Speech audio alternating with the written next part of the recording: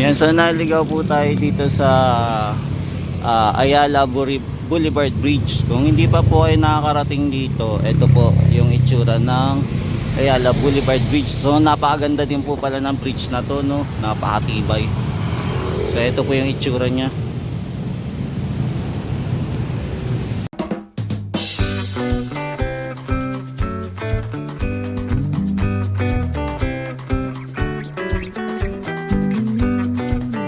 Yan, hello guys, welcome ulit sa ating channel. So nandito tayo sa may Ayala Bridge po, no? So Ayala Bridge, so nandito tayo sa Ayala Bridge. So nag-i-spot tayo ng panibagong esplanade na gagawin dito sa Pasig River Esplanade pa rin. So dito daw magsisimula po yung panibagong esplanade from Ayala Bridge to MacArthur Bridge. So nandito po tayo ngayon. So aalamin ko lang po kung saan pwedeng dumaan dito sa esplanade na to, no? Sa platform na to. So naghanap-hanap pa ako ng daan kung saan pwede akong dumaan. So ito po. So ito po yung panibagong update natin. So mag-ikot-ikot po muna tayo dito. At alamin natin kung kailan kaya posibleng mag-start itong esplanade dito. Lalo na dito sa kabila po muna unahin. So dito banda hindi ko pa alam kung kailan din dito sisimulan. So ito po part po ng nandito po tayo sa Ayala Bridge at ito pa rin po ang Ilog Pasig.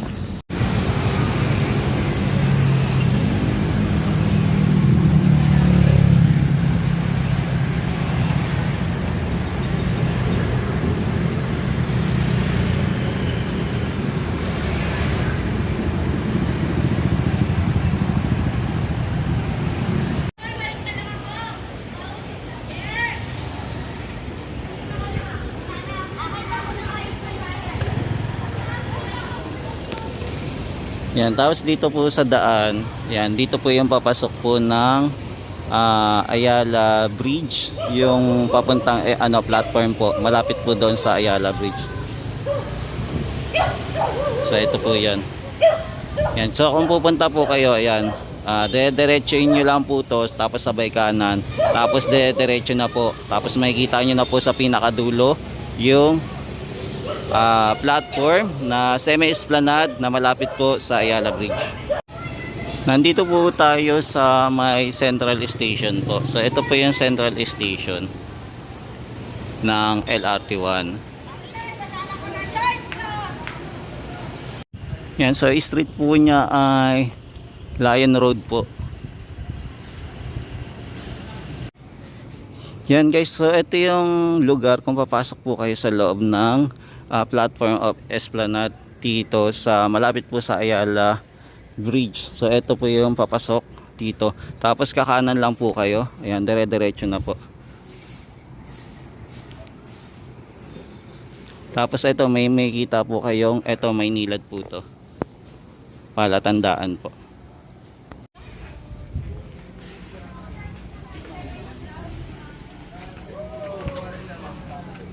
Tapos dito tayo papasok, kumbaga kakanan lang tayo kung papasok dito tayo sa platform o tinatawag na esplanade. So ito po yung pasokan.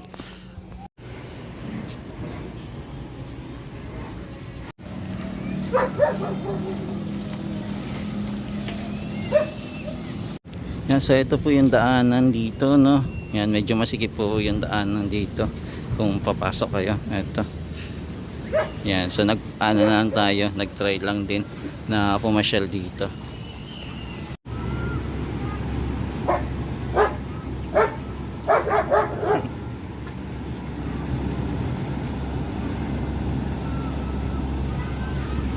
Postcard.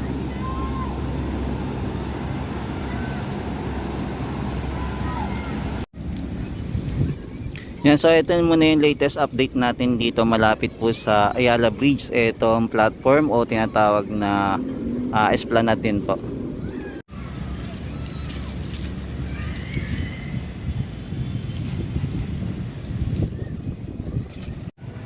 Yan, so nakarating na pala tayo dito sa esplanade, no? So ito yung platform. So ito yung platform dito sa Pasig River Esplanade. So ito malapit po siya sa may Coast Guard. So ito yung abangan natin next project Tapos dito sa kabila puro din pala mga ano to, no. Yan, puro mga squatter area. So informal settler, tama ba yung tawag dyan? Yan, so marami pa palang aayusin dito para magawa talaga yung esplanade dito sa area na to. Tapos meron din kasing dito na part po ng Coast Guard, no.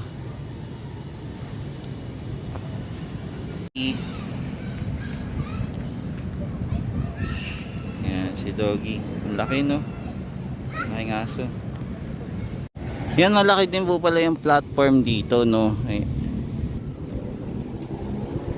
Tapos konti lang din po yung namamasyal dito. Tapos may nagbabantay din ditong aso. Ito si Doggy. So ito yung platform o semi-esplanade na ginawa dito sa area ng Pasig River Esplanade. Kung nakaikot na po ay dito sa area, no.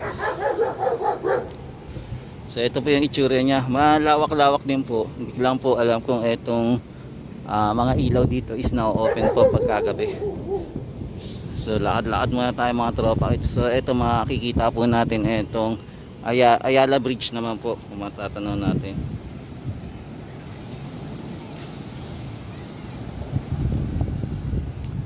So ito po yung possible na gagawin na esplanade. So next project po, sabi daw po mga April daw po gagawin itong project na to.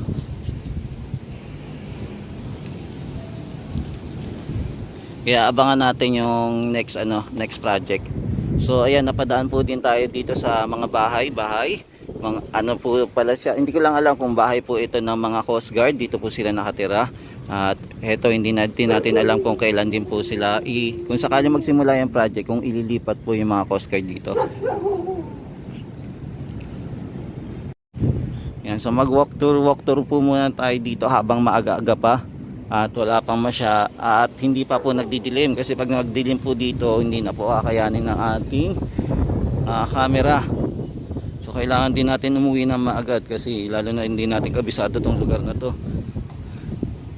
So eto, hindi pala to masyadong popular at hindi din kilala ng ating mga kababayan yung pinagtanungan natin. So sinasabi nila yung esplanade talaga doon sa kabila, pero eto is normal na pasyalan lang, no, na hindi mo masasabi siguro na esplanade talaga to.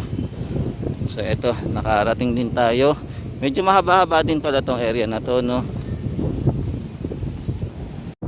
Yung tubig po dito sa may Ayala Bridge, okay naman po.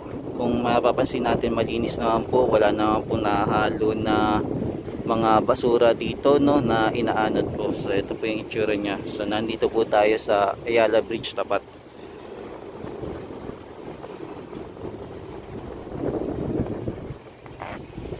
Yan, mahaba-haba din po siya, no, malayo din etong area na to, no. Yan, kung hindi pa kayo nakakapunta guys dito, ayan, pwede din po kayo mamasyal dito. Ayan, sumilip-silip. Tapos nasa likod lang po ito ng building ng Santras po. Ayan, Santras ang palatandaan. So dito po wala pong daan dito. Ayan, walang daan. So ito yung mga building na katabi nitong platform na to. Semi-esplanade po.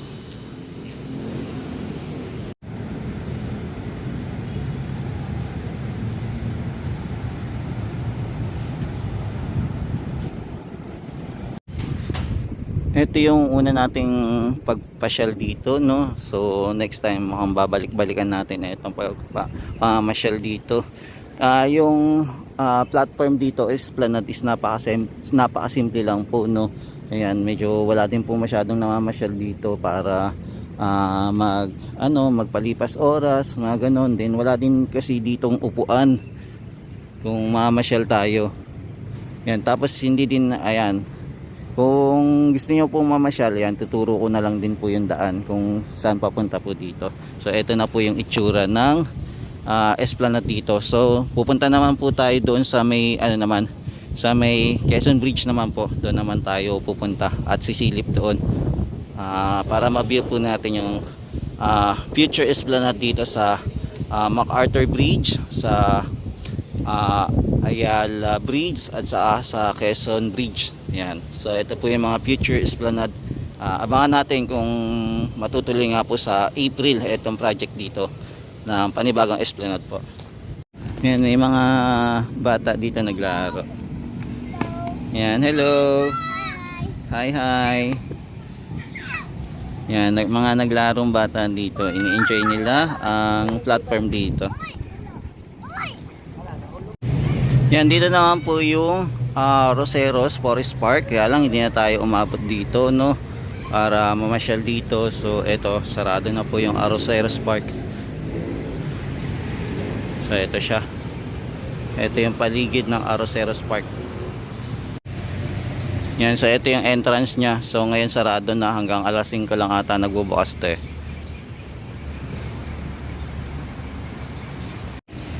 So ito naman po yung rules and regulation ng Roseros Park. So Roseros Park po pala ay open to 7 AM to 5 PM. So maaga po pala siya nagbubukas, no. Tapos dito wala pa naman tayo napansin na bawal mag-video, no, o mag-vlog something. Wala pa namang rules and regulation na nilalagay dito by the administration part. So ayan, sisilip lang tayo sa paligid ng Roseros Park. So ito po yun. Yan, tapos sa Roseros Park makikita naman po natin yung restored o redeveloped na Metropolitan Theater. So nandito naman po, malapit din po sa Roseros Park, no.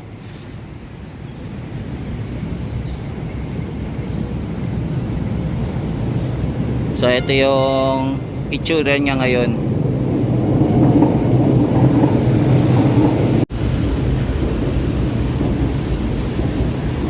Yan, ito naman po yung may fountain dito.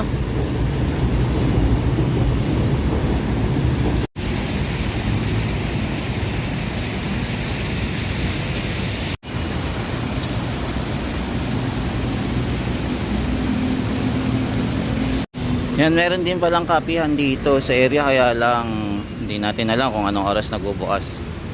So ito, may kapihan dito.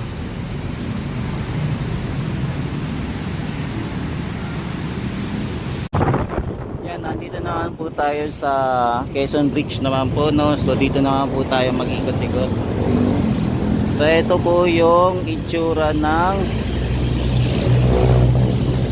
dito, platform lang, napakaliit lang pala, no. Pero mas mahaba po yung platform ng Ayala Bridge kung makakapunta po kayo doon. Tapos dito pala meron din palang tulay, no, na pwede pala nating tambayan. Next time punta tayo dito, subukan natin itong platform dito, no. Yung tawag dito? Footbridge. Ayan, so tatawid po sa ilog. So subukan din natin tumaan dyan next time kung saan pwedeng tumaan dyan.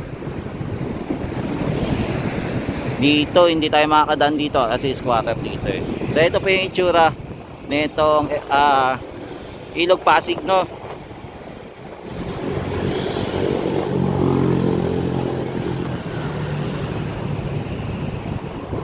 Tapos ito po yung mini esplanade o tinatawag, sabihin natin platform. Ayan. So ayan po. Tapos ayun naman po yung Ayala Bridge.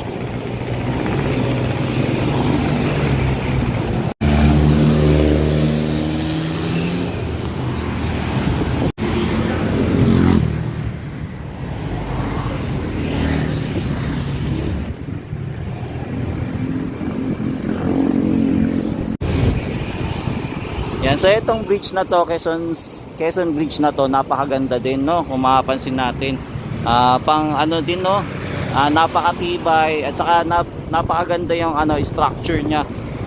Kumbaga pwede din siya maging tourist destination, kaya lang ito hindi lang masyadong naaalagaan.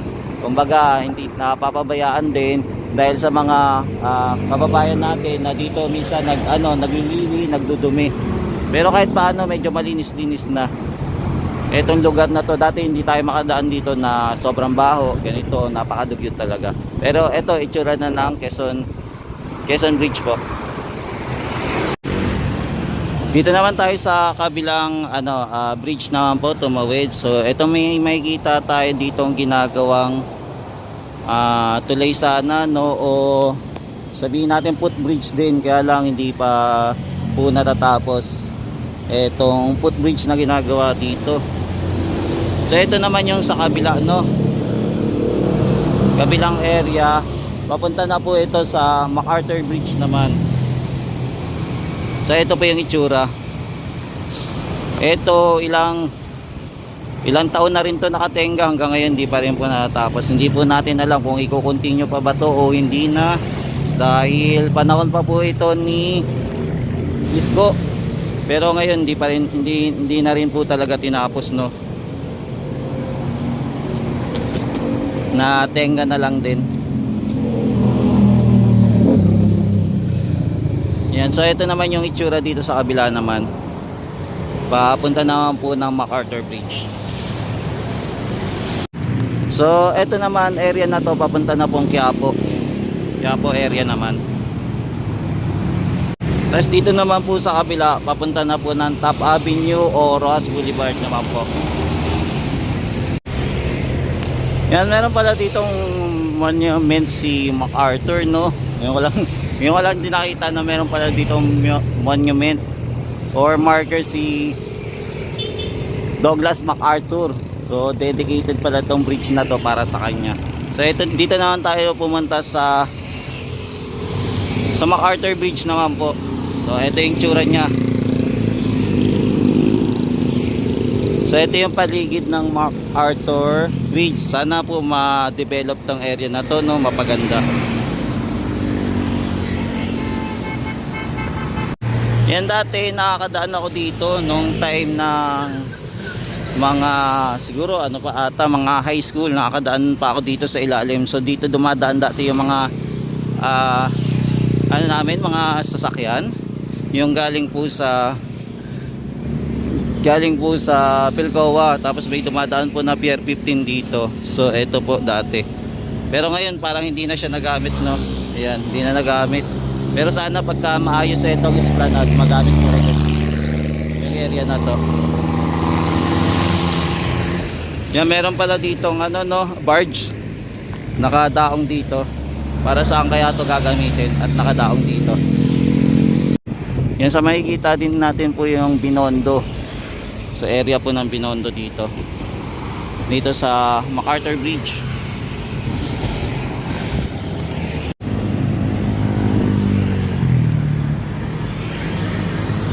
So ito po yung posible pag magsimula na po yung ating esplanade na gagawin. So abangan na lang natin kung kailan sila magsisimula.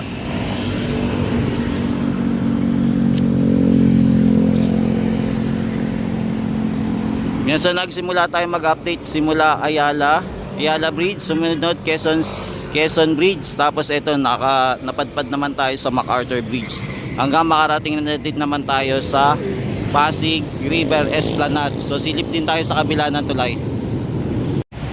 Yan, tapos nandito naman po tayo sa kabila. So sisilip din tayo dito sa kabila. So ito din, sakop din po ito sa project din. So ito, malapit na talaga to sa Pasig River Esplanade. So ito po ata, sakop pa rin po ata ng Philippine Post Office, kung tama ako.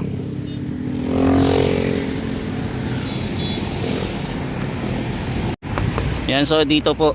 So ito, medyo malaki-laki pa po yung i-develop dito. Ayan, so ito mapapansin natin, nandito na po malapit yung esplanades. So hindi pa siya natapos hanggang dito, no? Hindi pa dinugtong dito. Sana inayos na lang hanggang dito sa may ilalim ng tulay, no? Yan, kaya abangan natin yung next project dito sa esplanade kung kailan nila gagawin. Tapos ayan, may nakikita din tayong barge, no, na pag-alagala dito sa Ilog Pasig. Yan, so ngayon naman malinis naman po yung ating ilog.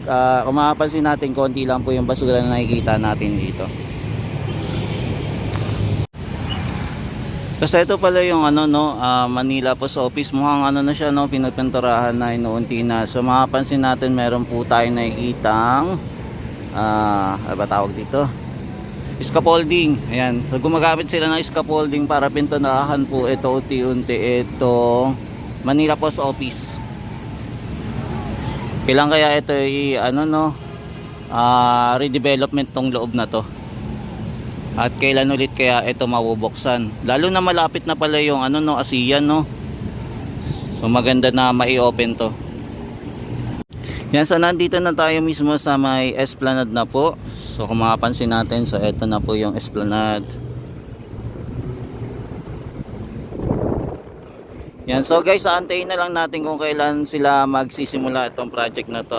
Kaya wait na lang po natin itong project na to. Kung kailan nila sisimulan, sabi daw po mga April. So na-check na po natin yung MacArthur Bridge, tapos Quezon Bridge, tapos Ayala Bridge. So abangan na lang natin kung kailan sila magi-start yung construction po dito sa area na to, mga tropa kids. So ito muna yung latest update natin dito sa next project po ng Esplanade na sana masimulan na po dito sa area ng Maynila. Maraming salamat po. Ito po ulit si JR Doria TV, nag-update po ng mga infrastructure dito sa Maynila po, at saka sa mga development o sa mga pasyalan po. Yan, maraming salamat po. Hanggang sa muli, malayin natin ang Pilipinas. Ito po ulit si JR Doria TV.